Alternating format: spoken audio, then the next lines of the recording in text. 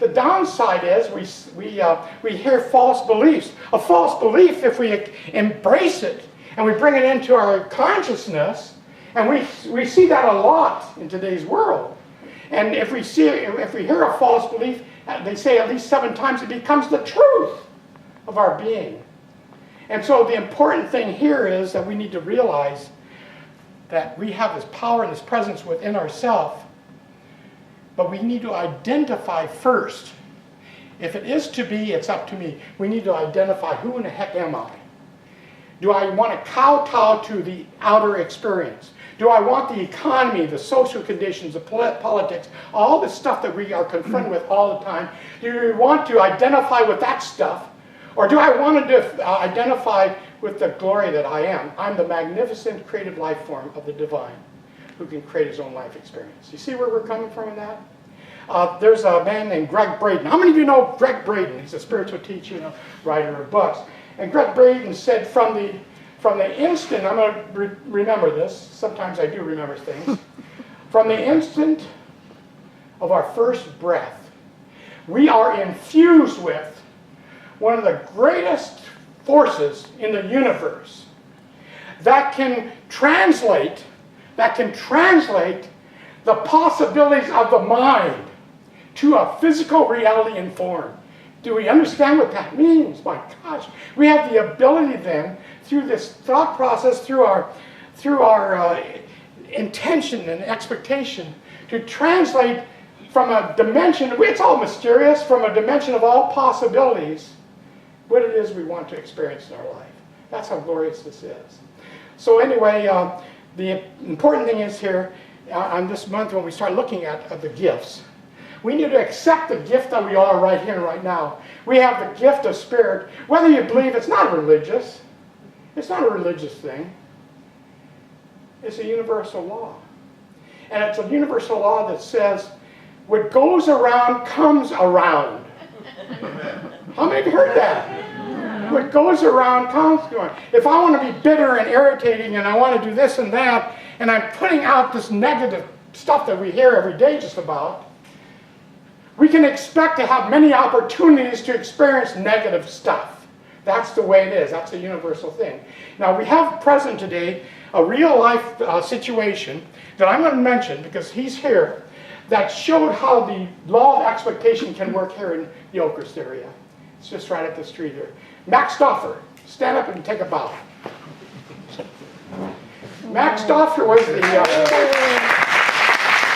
Max Stauffer was my boss for about 10 years. He was the board president. He put up with me for 10 years. Gosh, that's why he stutters. But Max Stauffer got a call from a little place called Wawona. How many of you have ever been to Wawona? Yeah. There's a community of about 80 people, and not all of them live full-time there, but they're there.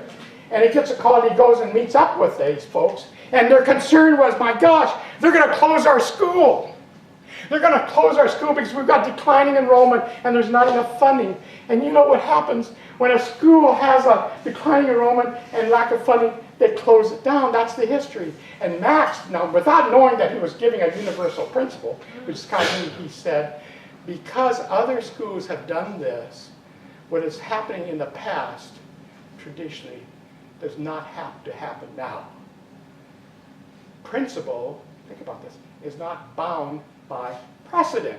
This has an impact on all of us because we can go to the doctor and say, you've got this problem, and the situation is that 90% of people who have this problem won't make it for 4 years, 4 months, or whatever.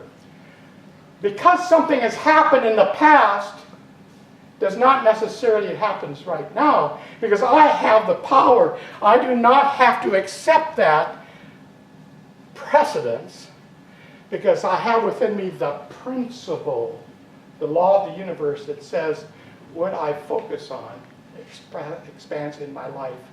So that's where I'm going to hang my hat. Well, anyway, they met with Max and they said, hey, listen, we're going to lose our school. And Max said, you'll never lose a school. It will never close.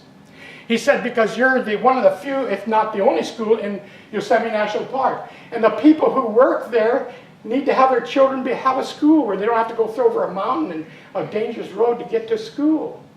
And so it'll never close. It's not going to close.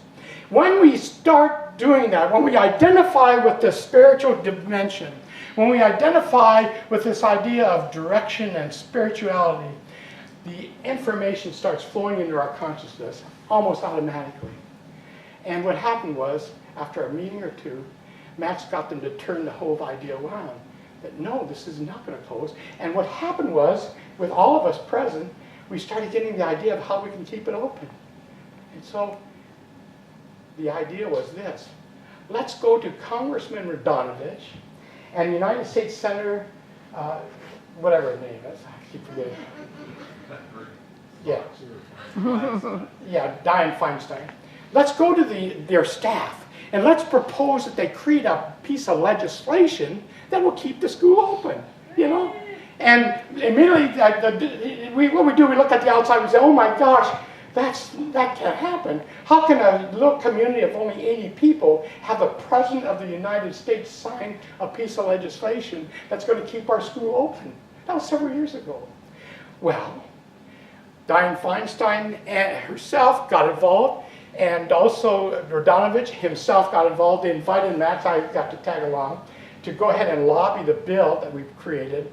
And lo and behold, guess what happened? President Bush signed the legislation.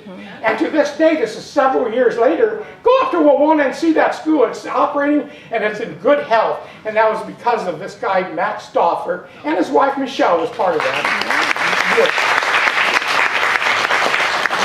This is an example of a local situation. This was an example of how we can actually affect the outcome. We don't have to look at the negative part of it. We don't need that. Because the idea is this. If we're dealing with spirit, in that mind of the divine, there's no disease. It's all whole and complete. It's all well done. So what we need to do is do what Max did, is realize that we don't have to kowtow to an existence situation. That we can rise. There's something within me, within each of us, that is superior to what's happening on the outside. That we've got to put that in our mind.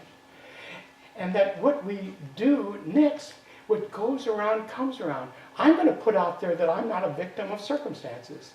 I'm going to put out there that I'm a divine energy of divine. I come from source energy, that I can create my life experience. And what I'm going to get back on that is exactly what I put out. Love, abundance, and perfect health. And say with me loud and clear, that's it. So it is. And what? That's it. And so it is.